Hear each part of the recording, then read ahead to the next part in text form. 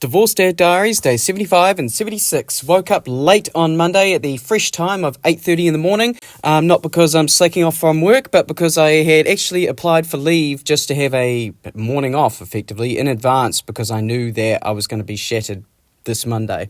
Rolled out of bed, had some leftover pizza for breakfast, and then it was on to chores, like unpacking my bag from the weekend, making sure the house is all set up for when the kids arrived, and of course getting in the bin that had been sitting outside for like 4 days.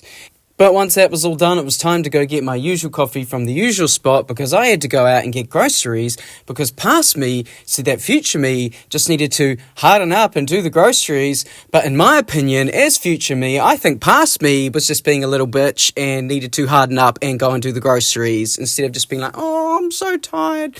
And now I'm stuck doing the groceries. But whatever. Anyway, it's the school holidays, and I don't know about you, but my kids eat like shit for the entire of the school holidays. It's so much effort thinking of what to feed them for dinner every night, that when it comes to like lunches, I don't have the mental energy to come up with anything. So I usually just buy a whole bunch of simple stuff, the sort of things that they can cook in the air fryer or just can be thrown together in a couple minutes, and then, you could put some fruit on the side if they're going to eat it, or yogurt or whatever.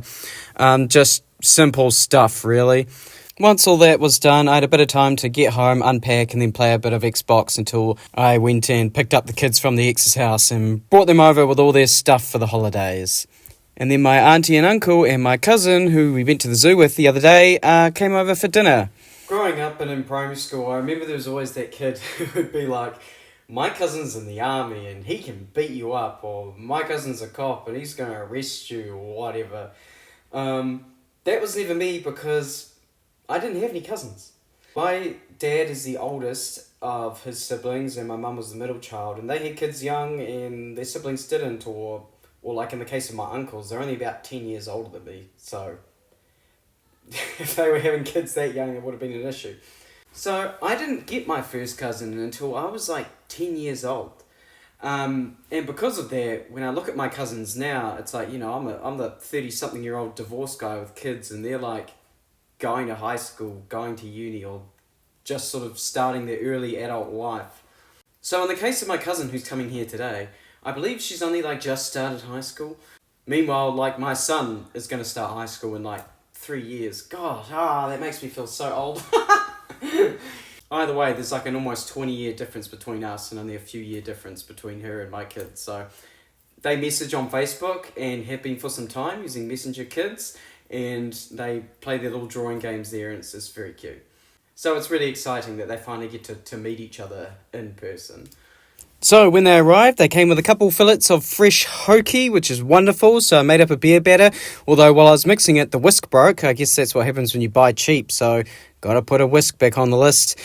So deep fried up the fish, and then we also had some cooked clam meat, which I wanted to fry up, but in the end I didn't use it because we had enough food as it is, because I cooked up some nuggets for the kids as well as some chips, and the fish came out wonderfully. I did blow up one batch, but otherwise it was delicious. Fantastic dinner.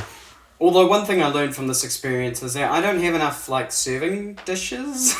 Like, I bought like a 4-piece set of everything, 4 bowls, 4 plates, and it's like there were 3 adults and 5 children here, 8 people. So I improvised. I made it work.